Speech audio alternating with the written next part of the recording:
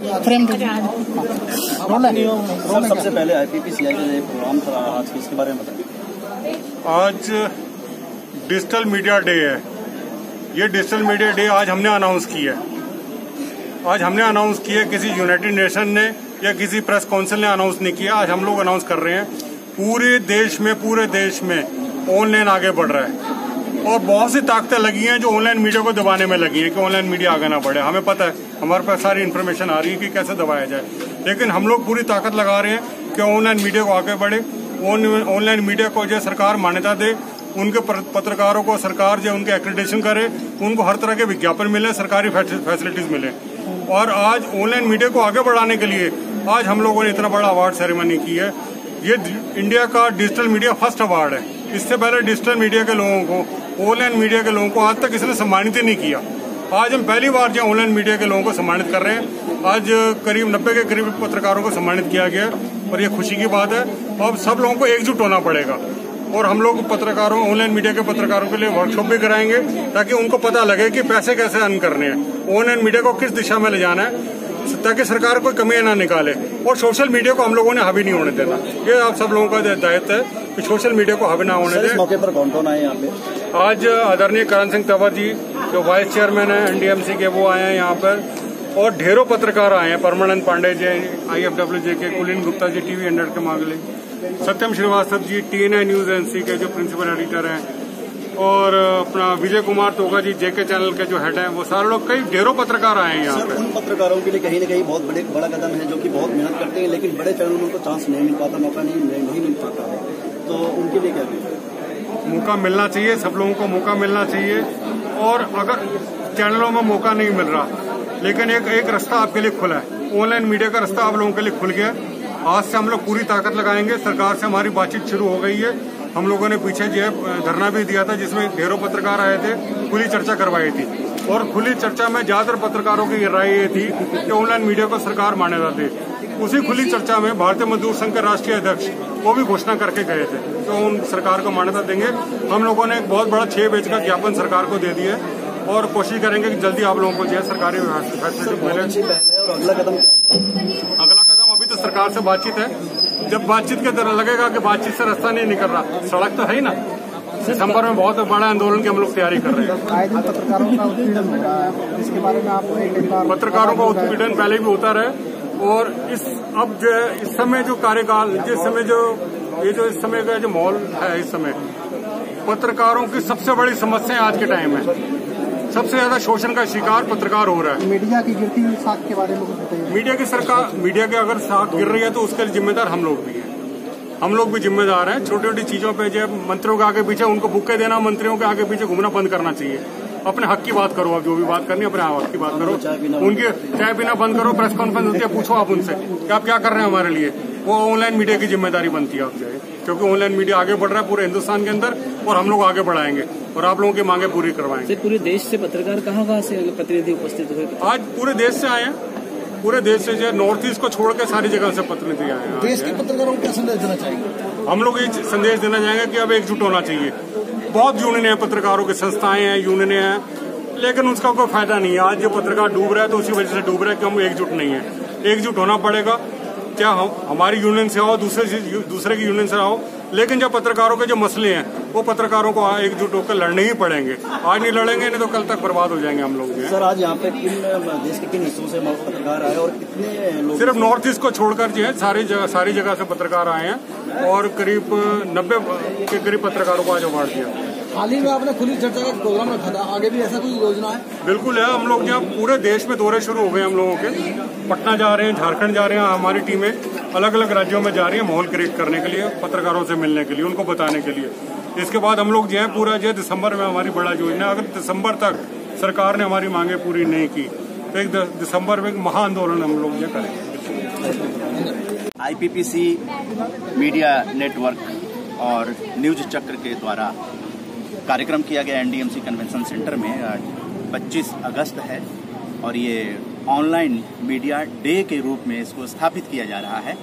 Online media चूंकि कुछ सालों से जिस तरह से अपने बड़े आकार को लेकर पूरे देश में काम कर रहा है और अपने तन मन धन से जिस तरह से सकारात्मक पत्रकारिता को आगे बढ़ा रहा है, क्योंकि हर ऑर्गेनाइजर को पहुंच नहीं है बड़े चैनलों तक। तो ये ऑनलाइन मीडिया का जैसे ही प्रादुर्भाव हुआ और इसकी जो व्यापकता पूरे देश में फैली, तो अब लोगों को अपने कार्यक्रमों को पूरे देश में पहुंचाना, विदेश में पहुंचाना अब आसान हो गया है। इसलिए इनके जो योगदान है उसको देखते हुए, इनको सम्मान देते हुए ऑनलाइन मीडिया के लिए जो IPPCI मीडिया नेटवर्क है और इसका 102 के लगभग व्हाट्सएप ग्रुप है, जिसके अंदर 15,000 पत्रकार एक ही छत के नीचे समाचार और सूचनाओं को पूरे देश भर में साझा करते हैं। इतना बड़ा काम जो इसके मेंटर हैं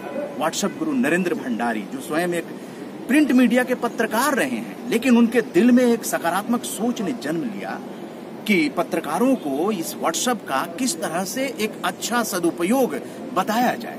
इन्होंने शुरू किया और देखते ही देखते इन्होंने अभी गांधी पीस फाउंडेशन में सेंचुरी मारी और 102 ग्रुप हम लोग चला रहे हैं। IPPCI प्रवक्ता के नाते हम बताना चाहेंगे पूरे देश के ऑनलाइन मीडिया के पत्रकारों को कि आप लोगों को हतोत्साह होने के लिए जरूरत नहीं है।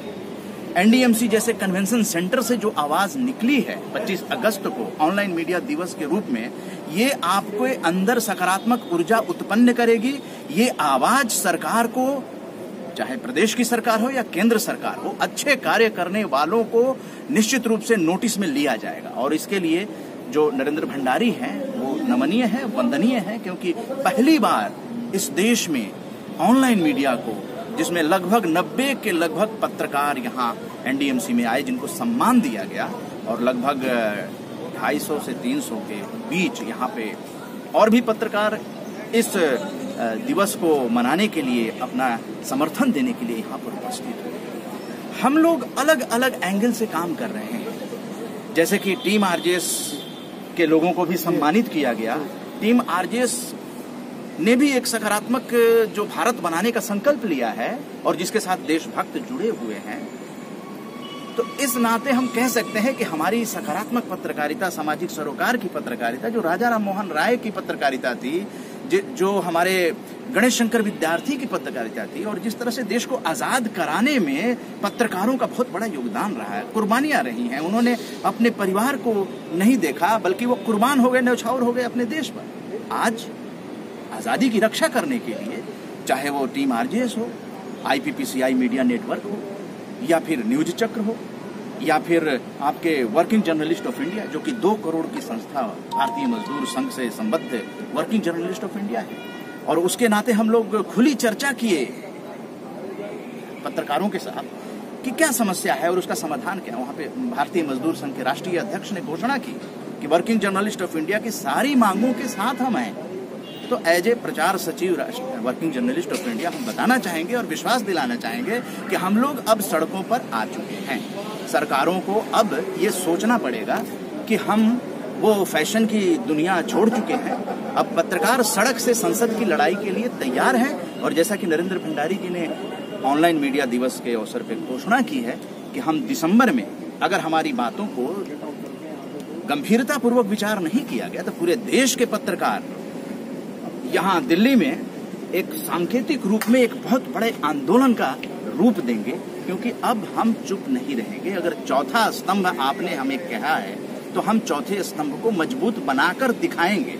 हर पत्रकार के घर में आर्थिक खुशहाली की कल्पना की गई है, और पत्रकार अगर अच्छे कार्य करता है तो उसको किसी भी तरह की चिंता करने की जरूरत नहीं है। वो अपना अच्छा काम करे, सकारात्मक पत्रकारिता करे, और फिर देखिए कैसे उसको सारी सुविधाएं सरकारें भी देंगी। जो तीनों स्तंभ इतने मजबूत हैं, तो चौथा स्तंभ भी अब कमजोर नहीं रहेगा, क्योंकि सर से पानी ऊपर बह चुका है। इसलिए आप सब लोगों का, जो आप लोग यहाँ पर आए ऑनलाइन मीडिया दिवस 25 अगस्त 2018 के दिन NDMC कन्वेंशन सेंटर में, और आप लोग जिस तरह से ऑनलाइन मीडिया हैं और समर्थन कर रहे हैं इस चीज का, तो ये निश्चित रूप से बातें राज्य सरकारों तक, केंद्र सरकारों तक पहुंचेगी। तो अपने कार्य को सकारात्मक रूप से आगे बढ़ाने के लिए शपथ ले लीजिए सभी ऑनलाइन मीडिया वाले लोग, और अपने कार्य को कहीं भी दाग धब्बा नहीं लगने दीजिए, क्योंकि ये क्रूशियल टाइम चल रहा है। हम लोग ऑनलाइन मीडिया के लिए अगर लड़ रहे हैं, तो ऑनलाइन मीडिया के जितने भी पत्रकार हैं, इतने दिनों तक दुख जो सहा है, थोड़े दिन और दुख आप सह लीजिए, लेकिन दिसंबर में सारे लोग इकट्ठे होकर और अपनी सारी मांगों को एक ही साथ, और भारतीय मजदूर संघ का पूरा समर्थन है, उनके राष्ट्रीय अध्यक्ष ने खुली चर्चा में 23 जुलाई को, जो कि शहीद चंद्रशेखर आजाद की जयंती थी, उस दिन उन्होंने ये घोषणा की है कि आपकी मांगों को पूरा होने तक हम आपके साथ हैं। तो हम लोगों को पूरा विश्वास है कि सरकार के साथ डायलॉग जो है वो शुरू हो चुका है, और निश्चित रूप से सरकार ऑनलाइन मीडिया को मान्यता भी देगी, विज्ञापन भी देगी, और कोई क्राइटेरिया बनाएगी। इसके लिए जो कमेटी बनाई गई उसकी जल्द से जल्द रिपोर्ट आएगी। आप सभी लोगों का बहुत बहुत धन्यवाद। किसी भी उसका सैंपल इंस्पेक्ट कर सकते हैं, सूचना उसकी ले सकते हैं जिसमें कितना मटेरियल लगाया गया। बिल्कुल। लेकिन इसके चार्जेस क्या है? हमने एक बार लगाया था, हमको इतने चार्जेस बता दिए गए उस बिल्डिंग का इंस्पेक्शन कराने के कि आई कांट पे। हमने कहा इस बिल्डिंग में या इस रोड में या इस फ्लाईओवर मटेरियल कौन सा लगा है, इसका मुझको सैंपल दिया जाए। अब वो सैंपल हमें कहाँ से दिया जाएगा और कितनी कॉस्ट हमको उसकी अगर पेमेंट उसका हमको देना है, एक तो पहला ये सवाल। आपने जब आरटीआई लगाई और आपको जब उन्होंने कहा कि इतने पैसे दिए तो कितने दिन में दिए इन्फॉर्मेशन?